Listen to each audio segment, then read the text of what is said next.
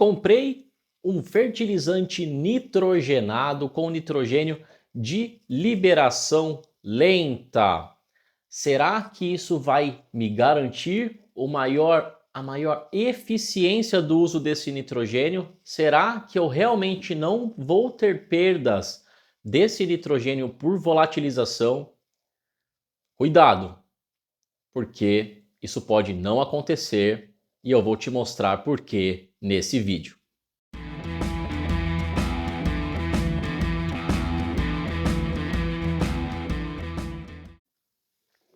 Fala, meu amigo e minha amiga agro de respeito. Esse vídeo é muito importante e eu quero deixar claro aqui que a gente vai falar do quê? O que você vai sair desse vídeo aqui sabendo? Você vai sair desse vídeo sabendo como usar de forma estratégica ou como tomar decisão em qual fonte de fertilizante usar para adubação nitrogenada. A gente vai falar aqui da ureia, vai falar da ureia que a gente ouve no mercado como ureia de liberação lenta, ureia protegida, ureia de liberação controlada, que na verdade o nome técnico sobre isso é uma ureia com inibidor de urease, ou ureia com NBPT.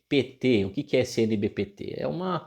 É um inibidor da molécula de urease e que ajuda, né, falando de forma bem prática aí, né? E que ajuda a que essa ureia seja disponibilizada de uma forma mais gradual no momento que se coloca ela no solo, né? E vou falar de outras fontes aí que não perdem também por volatilização, tá bom? Então, vamos lá, né? Então, por que a gente está falando da ureia? Então, a ureia é um fertilizante nitrogenado que o nitrogênio ele está numa forma que é conhecida como forma amídica, né? Mas não se preocupe com os nomes. Né? O que quer dizer? Né? Que esse nitrogênio ele não é diretamente absorvido pela planta. Então, quando você aplica uma ureia no solo, ele vai precisar passar por uma solubilização, né? Ele vai precisar se dissolver, né? Que acontece um processo que chama hidrólise, né? Que é uma quebra pela água e que vai disponibilizar esse nitrogênio amídico. Ele vai virar num formato que a planta consegue comer ele, né? Consegue absorver ele, que é a forma de amônio, primeiramente, né? E nesse processo a gente tem a ação da urease, né? Da enzima urease. E o que acontece? Antes dele se tornar o amônio, que é uma forma solúvel, que não é um gás, né? Ele acaba, dependendo do pH, né? Da acidez do meio, falando de uma forma bem prática. Quando a ureia ela se dissolve, ela tem uma acidez muito baixa, é um ambiente alcalino, então tende a não virar amônio direto, ele tende a virar amônia, que é o NH3, que é um gás, e aí ele se perde por volatilização. E então, assim, se a ureia não tiver bem misturada ao solo, porque o solo agrícola ele vai ter um pH numa condição em que se privilegia o amônio, que é a forma solúvel que a planta absorve, do que a amônia, que é o gás, ela vai se perder por volatilização. Então, ela estando misturada ao solo, estando inserida nesse ambiente de uma acidez maior, ou seja, pH mais baixo, próximo de 6, né, abaixo de 7 pelo menos, ela não vai se perder como gás. É por isso que é importante quando vai aplicar a ureia, ou se você puder misturar ela ao solo de alguma forma, ou que exista uma irrigação posterior ou uma chuva posterior que possa pelo menos ajudar com que ela fique mais aderida, misturada ao solo para perder menos por volatilização, porque senão ela perde aquele nitrogênio que você está colocando, que muitas vezes, né, vai ter ali 45, 46% de nitrogênio no fertilizante de ureia, né, uma boa parte você vai estar perdendo ele por volatilização, se você tiver umidade no sistema e se ele tiver em superfície principalmente. Então uma aplicação a lanço, por exemplo, no milho, na cana-de-açúcar, são culturas aí que fazem muita aplicação a lanço com ureia, então você pode ter um problema. Se de repente você tem uma certa umidade ali na superfície, principalmente se você tiver palhada, você pode ter uma porcentagem de perda, alguns trabalhos mostram até 70% de perda desse nitrogênio aplicado por volatilização. E aí que entra a ureia com inibidor, né, o que o pessoal chama de ureia protegida, ureia de liberação lenta, que é a ureia com inibidor de urease, com NBPT. E aí eu quero trazer para você aqui um trabalho, né, vou colocar aqui a imagem desse gráfico, que eu estou tirando do livro aqui, 4C Nutrição de Plantas. Deixa eu mostrar antes o livro aqui. Né, esse livro aqui, ó, 4C Nutrição de Plantas, do IPNI. Muito bom esse livro, muito legal, fala das fontes de nutrientes. E esse trabalho aqui foi feito pelo Cantarella, em 2008, e o que ele avaliou aqui? Ele avaliou 3 fontes de fertilizante, então ele avaliou a ureia com NBPT aqui, que é a ureia que chama-se de ureia protegida, a ureia com inibidor de urease, e um Na aqui, que é o nitrato de amônio. Né? Então ele avalia essas 3 fontes quanto à perda acumulada de amônia, né? E ele mede aqui em porcentagem do N aplicado perdido. Né? Então essa barrinha aí, quanto mais alta é a porcentagem do nitrogênio que foi perdido em relação ao aplicado, e a barra de baixo, a barra vertical, a barra horizontal, o eixo X, aí são os dias de aplicação. Então lá no começo do gráfico, lá no início, a gente tem dia 0, acabou de aplicar, nenhum deles perdeu ali. E aí você vai começar a observar que lá em cima tem essas setinhas apontando para baixo, que elas são relativas à chuva. Então aplicou lá para o dia, sei lá, dia 2 ou 3 aqui, teve uma chuva de 3 milímetros. O que acontece? Uma chuva de 3 milímetros, uma chuvinha muito fraca, né, um chuvisco, vai ter umidade no sistema, vai estar numa condição mais propícia para que se solubilize a ureia, mas não o suficiente para misturá-la no solo. Então você vê que desde o dia, aparentemente aqui pelo gráfico 2 ou 3, até lá para o dia quase, depois do dia 31 aqui, né? Tá meio confuso aqui os dias após a aplicação, 28 então parece que está invertido. Mas lá para frente, quase 30 dias depois, vamos dizer assim, a gente não teve chuva. Então manteve uma umidade no sistema não o suficiente para misturar no solo. Então, se a gente olhar essa linha verde, que é relativa à ureia, a perda de nitrogênio da ureia, você vê que ela começa um pouco menor, depois ela aumenta depois da chuva, né? Então ela já estava perdendo no início, porque devia ter uma umidade no sistema. Depois da chuva, que umedeceu, ela começa a perder muito mais. Ela pula aí de 5% de perda para quase 20% de perda de nitrogênio. E esse nitrogênio vai perdendo depois lá para frente, mesmo chovendo lá 47 milímetros na frente, mas depois teve uma chuva de 1 milímetro e uma de 7.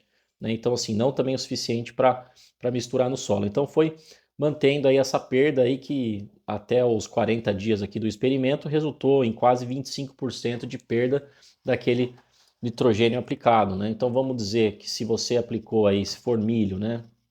Aqui ele não especifica, aqui foi cana, tá? Vamos supor que aplicou, sei lá, né? 80 quilos de N,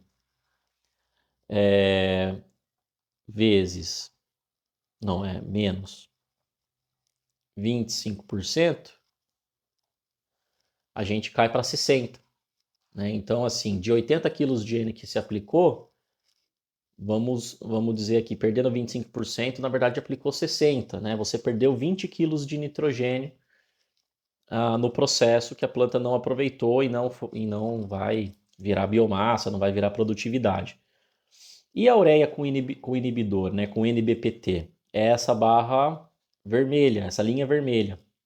Você percebe que ela também perdeu. Ela perdeu cerca de metade lá no final, cerca de 15%. Por quê? Porque a ureia protegida ela não leva a perda a zero.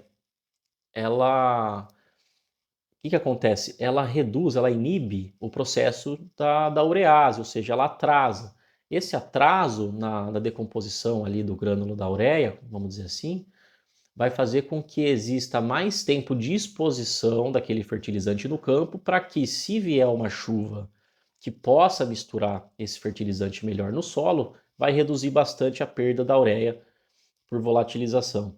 Né? Então, aqui nessa situação em que houve uma chuvinha muito fraca, ela foi o suficiente ali para degradar um pouquinho ali, né? Essa proteção, a NBPT, a decomposição desse material, né? Mas é claro que protegeu mais que a ureia comum, então lá no final das contas acabou levando a uma perda menor, mas ainda teve perda, teve até 15% de perda, né? Se a gente for fazer a conta aqui, 80 menos 15%, aí 68, né? De 80 quilos de N, né? Menos os 15%, caiu para 68, né? Então, assim, também teve uma perda significativa de quilos de N por hectare, né? Vamos fazer a conta certinha aqui, 80 menos 68, 12 quilos, né? Então, em vez de perder 20, perdeu 12 quilos de nitrogênio do que foi adquirido pelo fertilizante aplicado, que não vai virar biomassa, não vai virar produtividade. Então também teve nessa situação, nesse trabalho aqui do Cantarella, a perda nessa situação, né? Então é interessante, é uma estratégia interessante, mas depende muito do clima, da forma que foi utilizado. Aqui foi aplicado em cobertura. Se fosse incorporado, provavelmente essas perdas seriam muito menores, tá? E esse último item aqui, é o Na, é o nitrato de amônio, como eu falei. O nitrato de amônio, independente da chuva, ele não perde quantidades expressivas por volatilização, tá? Então, as perdas foram, nesse trabalho do Cantarella aqui, muito próximas de zero, como a gente vê aqui no gráfico.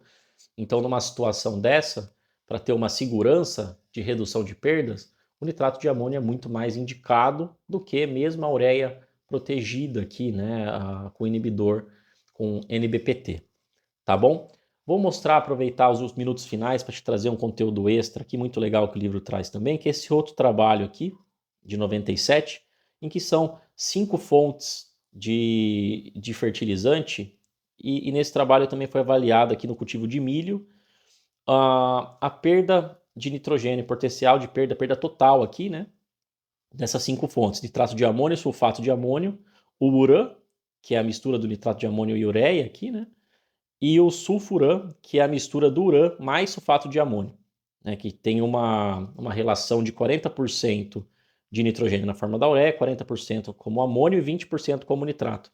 E a gente vê que o que menos perde, independente se está azul aqui, que é o incorporado, ou vermelho em cobertura, é o nitrato de amônio. Depois o sulfato de amônio também perde muito pouco, né, um pouquinho mais ali quando em cobertura ou incorporado também. E aí a gente vai depois para as outras fontes que começam a ter ureia na mistura, como o urã, o sulfurã e depois a própria ureia.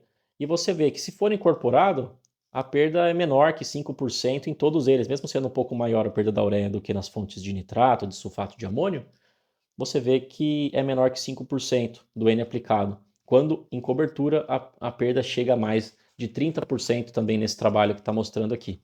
Ou seja, gente, ureia é o fertilizante que você vai encontrar com o melhor custo-benefício, desde que você use com todo o critério técnico para evitar que essas perdas aconteçam. Se você não tem um sistema irrigado, se você precisa de segurança, quer garantir uma produtividade, vai ter que usar aí outras fontes que não perdem por volatilização, como nitrato de amônio ou sulfato de amônio, né, como mostra esses trabalhos aqui. Beleza? É isso aí, espero que tenha gostado. Se você gostou, deixe um comentário. Se você quer mais conteúdo como esse, se você tem dúvidas, comenta aí no vídeo. Se você estiver acompanhando pelo YouTube, se estiver acompanhando por outras redes também, pode seguir lá o @agroderespeito no Instagram, entre em contato, deixe suas dúvidas lá, interaja, porque é sempre importante para saber o que eu posso trazer de bom aqui para o canal. Tá joia? É isso aí. Se estiver acompanhando pelo YouTube também, não esquece de deixar o like, compartilhar com os amigos esse conteúdo. Se foi bom para você, vai ser bom para outras pessoas também. E até o próximo vídeo.